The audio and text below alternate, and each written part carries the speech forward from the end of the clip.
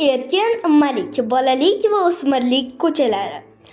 Ovulda kun chiqish taraf qizara boshlaganda ovul degan joyga yetib keldik. Bu joylarni birinchi ko'rishim. Pastqam uylar, tomlarga po'xol bosilgan. Qo'y qo'zi-yu sigirlar bari haydab qo'yilgan. Katta bo'ri bosar itlar ham bo'sh-bayo'q yurishibdi. Odam bilan ishlari yo'q. Polvon, yuzi yapaloq bolalar. Tramvay otani bu yerdagilarning bari tanir ekan. Oldin ota bilan, keyin biz bilan hayit qulluq bo'lsin qilib qo'shqo'llab ko'rishdi. Namozdan keyin ovulda xudoyi bo'lishini aytishdi. Ikki ko'zim chelakdagi tuxum, savatlardagi chavati non, popuklari bo'yalgan shirinliklardi. Bir xil bolalar olib bering deb otalariga xarxasha qilishadi. Odamlar to'planib turgan joyda zovur bor edi. Zovurga yakka cho'p tashlangan. Odam o'tsa no'qulloq billaydi. O'shandan nariga o'tdik. U yerda shola poxol ustiga chiroyli gulli namatlar to'shalgan. Kim cho'p kutishib o'tirgan, kim tik turgan. Mahsimcha akam hayit haqida menga aytib berganlar. Hayit judayam katta bayram. Hayitning hurmatidan o'shib qolganlar yarashadi. Hayit kuni osmonning eshiklari ochiladi. U yerdan juda ko'p farishtalar tushadi. Odamlar Xudodan xohlagan narsalarni so'rab duo qilishadi. Farishtalar duolarni osmonga olib chiqib ketadi. Shu kuni qilingan duolar albatta qabul bo'ladi. Mujgon opa ham shuni aytdilar-da, men namga cho'p tushib Mujgon opa aytgan so'zlarini qaytaraman. Xudojon, sendan so'rayman, oyijonimni topib ber, sog'inib ketdim. Mujgon opamga menda o'g'il ber. Amin. Shu payt ikki kishi baribariga oppon soppon deb baqira boshlashdi. Ammo shu payt boshqa bir kishining ovozi ularning ovozini bosib ketdi. Qaranglar! Odamlar beixtiyor haligi odam ko'rsatgan tomonga qarashdi. Yuk mashinasi shu tarafga qarab uchib kelardi. Partkomning mashinasi-ku, dedi kimdir vahimada. Odamlar to'zib birdan o'zlarini yakka cho'pga urdi. Kimdir zovurga shaloplab tushib ketdi, kimdir so'kindi. Yakka cho'pdan o'tib olganlar bir balodan qutulgandek ovul tarafga qarab jo'nayverishdi. Mahsimcha akam bo'lsalar o'zlaricha bir nimalar deb odamlarni to'xtatmoqchi bo'ladilar. Qani endi bir o'yinga quloq solsa, hammaning ko'zida qo'rquv, tahlika. Sizgina tuxumchilar ham, popukchilar ham bir zumda g'oyib bo'lib qolishdi.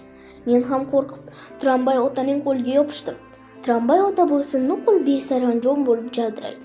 Ko'zlariga qarab nima bo'layotganini tushunmayman. Ota Mahsimcha akamga bir nima demoqchi bo'ladi-yu, ayta olmaydi. Partkom tog'a yuk mashinasining zinapoyasida turgancha yetib keldi. Men u kishini yaxshi bilaman. Qachon qarasam yasanib yuradi.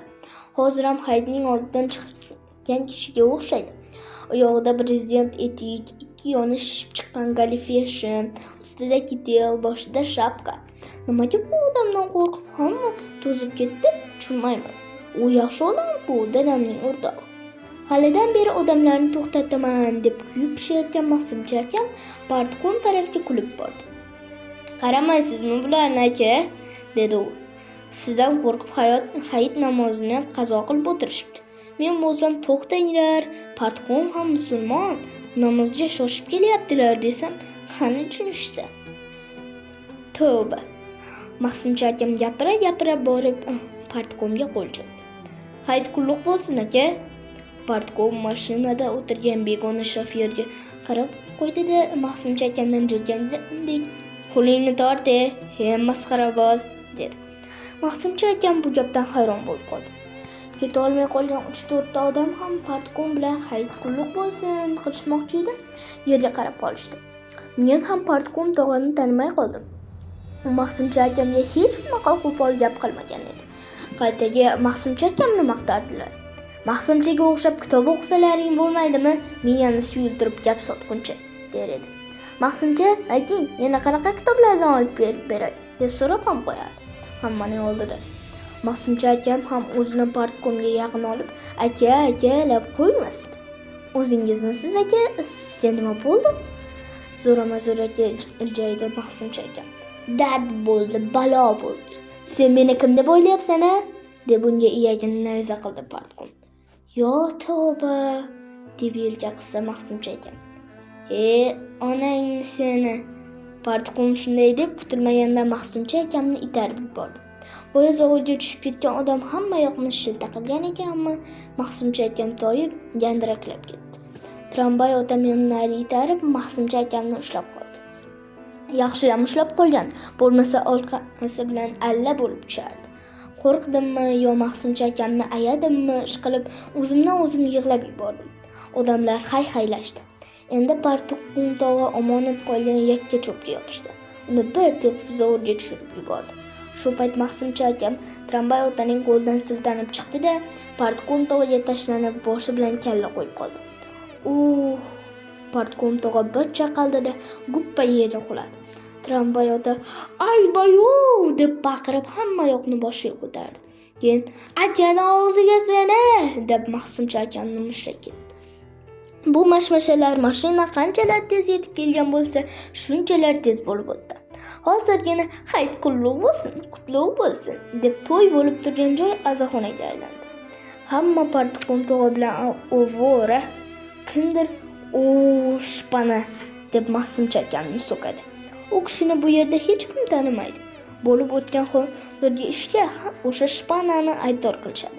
Shpana yerga kirgandek g'oyib bo'lgan edi.